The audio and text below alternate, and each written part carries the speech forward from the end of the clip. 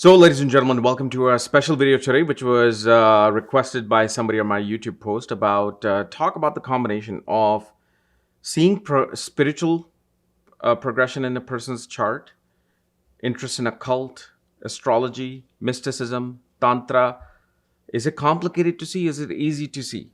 Okay, and I think most of you will be very disappointed when you discovered the fact that wait, you didn't reveal any secrets. You didn't reveal any secret technique given by somebody. Why? Because it is so simple that the brain feels like, wait, that was it? Yeah, that was it. This is why I say astrology has to be simple. So easy that as soon as you see a chart, within 5 to 10 seconds, if the question is about spiritual focus or spiritual progression, or especially an interest in occult, you should be able to say something. Okay, you should be able to say something. And this is why I always say, learn the easiest form of astrology, which is Nandi Nadi. This is the easiest thing, which of course I'm pretty much teaching on my academy over at Vedic Astrology Academy. I'm down to the last two lessons now. So you guys got like truckload of videos that you can go and see. Okay.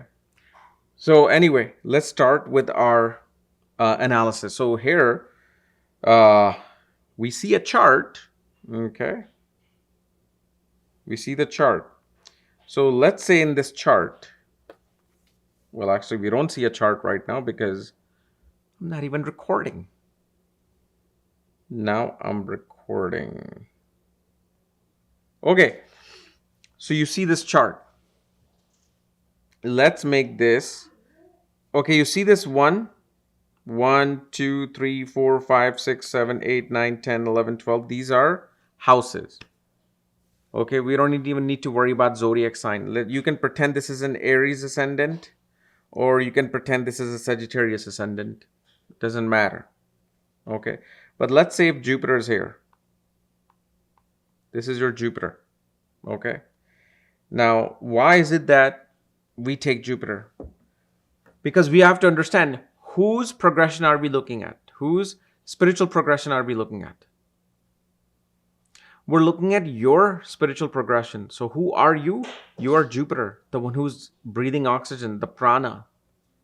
You're the Jiva Atma, the Jiva Karka of the chart. So we're going to look at Jupiter. So if the question is about you and I'm seeing your chart, the first thing I'm going to look at, okay, there's Jupiter in the first house. Now, how do we see the connection of interest in all the subjects that I mentioned? Well, you simply go here, and if you see Ketu either with Jupiter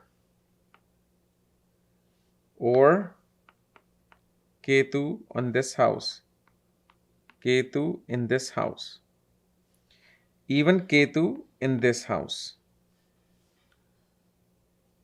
this person is going to be inclined towards the subjects that I mentioned. Now, once you see a chart, how long will that take you?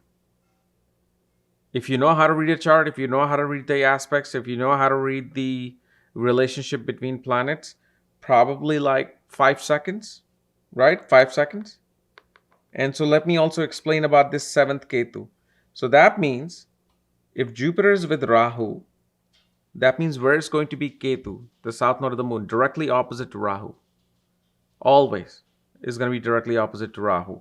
So here's going to be Ketu in the seventh house. So how is it that this particular Ketu is allowing this individual to follow in the path of yoga, meditation, spirituality, astrology, numerology, vastu, occult? The reason is very simple.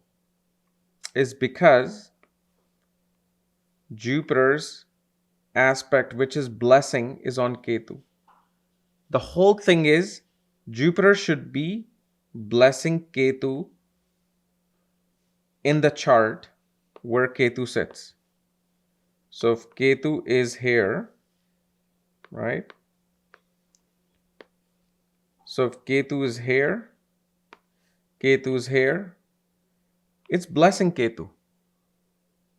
That means if you were to pursue anything connected with Ketu, okay, because Ketu can represent many, many things. The subject that we're discussing here is related to the hidden knowledge. This is going to be that particular combination of one focusing and being interested in it. Okay. Then what happens is, if we go back, okay, if you have a Ketu like this, okay, you have Ketu here, you have Ketu here, you have Ketu here. Sometimes what happens is, especially in this Dharma triangle, first house, fifth house, and ninth house or seventh house, okay, or this can also happen where Ketu could be in this house or this house. Sometimes a person may need a push, little bit of push. Like for example, somebody's telling you, go in that door, you're gonna love what you see in there, and you're like, no, I don't want to see it. It's all useless. Okay, well, let's focus on the important things. I'm like, I know what you want to focus on. The important thing is in there, and you keep pushing this person, and finally they're like, all right, fine, I'll go see it. There's gonna be nothing in there that I find, and once they open the door, they're like, whoa, wait a second, this is interesting. This is nice. Thank you. So now what happens is, now the person who has pushed this person, this Ketu, to go towards that door, they can just disappear. Now this person and their karma will start arranging themselves. So if this person is supposed to learn 100%, they will learn 100%. They're supposed to learn 50%, they'll learn 50. 25, they'll learn 25. Okay, so but now let's talk about the natural inclination towards such things. This is definitely going to be there, the natural inclination, but there's going to be some kind of a push that pushes them to the world of the unknown, right? But let's talk about a position now that is going to be connected with naturally. Naturally, you're just like there. Nobody had to push you towards it. Nobody had to, lecture you on it. You just fell into it. And that is going to be when you see Ketu in these particular houses. In the moksha triangle, this person is naturally going to be focused on that automatically at a certain given point in life. But Jupiter, if they want to progress, if they want to progress, they can just, somebody could be interested in all kinds of spiritual things, but there's just never a progress. They're just like going into that flat line. You're looking for this, right? The progress. So for that progress, if Ketu is in these places, then Jupiter should be either here, here, or here. Okay? It can also be here. It can also be here. Because either way, Jupiter is going to bless Ketu. Jupiter is going to bless Ketu. Jupiter's blessings have to be there to show the fact that if you open that door of Ketu, you're going to find that natural progress in your life. So that has to be there. Then the other thing, if let's say Jupiter is not there, then whose support can we see? There's two other planets whose support you will be able to take. The first one is this: Sun, Sun, Sun. So no matter where Ketu is in 4, 8, and 12 house, if Sun is also in any one of these houses, this also will give support to the individual to go towards knowing thyself. Why? Because Sun is the soul. And once Ketu opens the door, okay, it's only looking for self-realization, which is pretty much the spiritual progression. Then the other thing with this position, The other planet, now this is going to be a very powerful combination, is if you see Venus here. This is the most powerful combination to not only learn astrology but learn Tantric Vidya. Why Tantric Vidya? Because Tantric Vidya is supposed to be hidden at all times. You can discuss about what siddhis you have in the world. You can discuss about, what you have done with your siddhis in the world. You have to be just hidden. You're working behind the scenes. You're learning and keeping this behind the scenes. And Venus this is particular yoga known as Padham Yoga. In Nandi Nadi, is known as Padham Yoga of a lotus flower. And there's a big thing that you will see in any tantric organizations, spiritual organizations, famous spiritual organization, the logo is somehow always is lotus. And what is Venus? Venus is a flower. But when does Venus becomes lotus? It becomes lotus when it comes across Ketu. Because Venus is a flower and Ketu is something long. So that long stem of Ketu connected to that flower above those murky waters, is the prime example of your spiritual enlightenment. Meaning, you started at the bottom and that stem has all the chakras, and as soon as you reach that highest of chakra, the lotus blossoms. So this is that particular position. The other thing you will also see, let's say for example, let's say you had Ketu in the 4th house, and let's say Jupiter was not in the place that it's supposed to be in. But let's say you found Jupiter here and you found Jupiter here. This also will help you in terms of you will get support. You will get support in your life to focus on your spiritual progress. Because this relationship, when Jupiter is 3 and 11 from Ketu, this is known as the position of support. It's different from blessing. Jupiter is not automatically letting you go there. You're going to need support, but you will get support to go towards your spiritual focus. So, for example, you can have Jupiter in the 10th house, and let's say Ketu is here in the 12th house.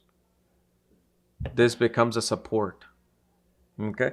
Then there is a particular combination. Let's say you really want to go second level to knowing that, okay, can I pursue astrology, yoga, or astrology, occult, mysticism, things of that nature? For that, you're going to have to see if, let's pretend this is Aries ascendant. Now we have to see Aries ascendant. And actually, you can even do this without Aries ascendant too. Okay. If you see Jupiter and Saturn anywhere, Jupiter, Saturn together, Jupiter could be in the 7th house, Saturn could be here, Saturn could be here, Saturn could be here. This is a very strong piece of the puzzle that your profession can be connected with occult and mysticism. And especially the reason why I used Aries ascendant, because Saturn and Jupiter, see, this is Jupiter's rule sign, Sagittarius, and this is Saturn rule sign. If they're together here, Saturn and Jupiter, so 10th Lord and 9th Lord are together, which is known as Dharma Karma Adhipati Yoga. Meaning your career has to be somehow dharmic, somehow connected with ancient knowledge, paternal knowledge. But even besides that, okay, even besides the Dharma Karma, okay, all you need to understand that no matter what the ascendant is, whenever Saturn and Jupiter are together, they're always going to bring energy of 9th and 10th house with them. Okay, they're always going to bring energy of 9th and 10th house with them. The other thing, the reason why, let's say you were Gemini ascendant. Okay, you were Gemini ascendant or any ascendant. The 10th lord is the work, the karma, and 9th house is counseling and teaching. So for an astrologer, numerologist, Vastu expert, healer, what are they doing? They're doing work which is connected with counseling. Of course, in this domain, you will have psychology, psychiatry, everything. Okay. However, this is one thing you can also see, that a person will be inclined towards doing some work of a counselor, advisor. But this is how simple your combination is. And then when you see the other planets around, you will see how the work that you're doing or work that you're blessed to do, how it's going to progress in life. And so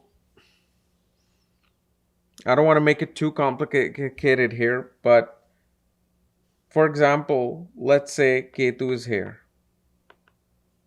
Okay, and Jupiter is here. So great, Jupiter is blessing Ketu.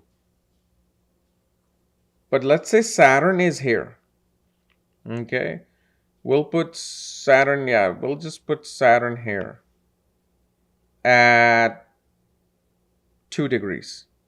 Okay, we'll put Saturn here at 2 degrees. And Saturn is what? Your work, your karma that you're supposed to be performing in this world. So here what happens is Jupiter is blessing Ketu. And after 28th year of age, Saturn will progress into the 7th house where Ketu is. Now, Saturn is going to do the work of Ketu, which is being blessed by Jupiter. So if you ever decide, let's say if this is the position of somebody and at 28, 29, or 30, 31, 32, they decide, I want to learn astrology, I want to go into astrology. But then you have that fear and that doubt that, can I do this? Will I be able to actually make a living from it and all that? This clearly shows, yeah, you will. How is it going to go about? Then other planets will say, how should you be communicating? What should you be doing to bring in the money? All these things are, different scenarios. For example, let's say somebody wants to go into yoga. Do I have combinations for yoga? So let's say you had Jupiter here and Ketu here. Is this a combination for somebody to do yoga, being a yoga instructor? No. In order to go into yoga, this has to be there. Either Mars has to be here, Mars has to be here, or Mars has to be here. Now this combination, you can clearly see you should be a yoga instructor. You should go into teaching yoga. So if that's their question, yes. But then also, the other questions comes in, right? What is the potential of making the money there? Then for that, you're going to have to see where Venus is placed, right? Where Venus is placed. Venus will show the money. You have to see where Saturn is placed. So if Saturn is here, okay, then you have to see that, okay, Saturn's not making connection, but guess what? At some point, Saturn is going to progress into this house. And now it's with Jupiter and Mars, and it's also being influenced by Ketu. So the karma is to show yoga to other people, teach yoga to other people. So again, if you know how to read the chart, what I'm showing right now, it becomes a walk in a park. So this is why I said in the beginning, like most of you would be disappointed. Like, wow, that's it? That's all I have to understand? Yeah, that's all you have to understand. There's no complication. Like, you don't want to make your life complicated. That, okay, I found these combinations now. Now I have to see if this combination exists in my Vimsamsa chart or my Navamsha. And how's my Jupiter Navamsha? Is it strong or weak? Yeah, how is it in the Samsha? I mean, you're just going to go from one box of confusion to the second box of confusion, third box, fourth box, and by the end, you wouldn't know what you're doing. And you'll just won't get the answer that you're looking for. If the answer is going to be given through your main chart, mainly. It's going to be given through this particular chart. Okay, and that's why, that's why I'm just always saying that if you want to fall in love with astrology, you do naughty. You do naughty, right? And which is, again, Maga Vedic Astrology Academy. That's where I'm teaching. And it's almost done. Like I said, it's pretty much done now. So you can just go back and just view all the videos there. So this is how simple this question was to answer. Okay. So anyway, guys, if you're new to my channel, subscribe below so you don't miss these type of videos. If you want to know where your planetary placements are, along with all your astrological details, consultations, you can go to caresastrology.com under shop section. Otherwise, we'll see you later.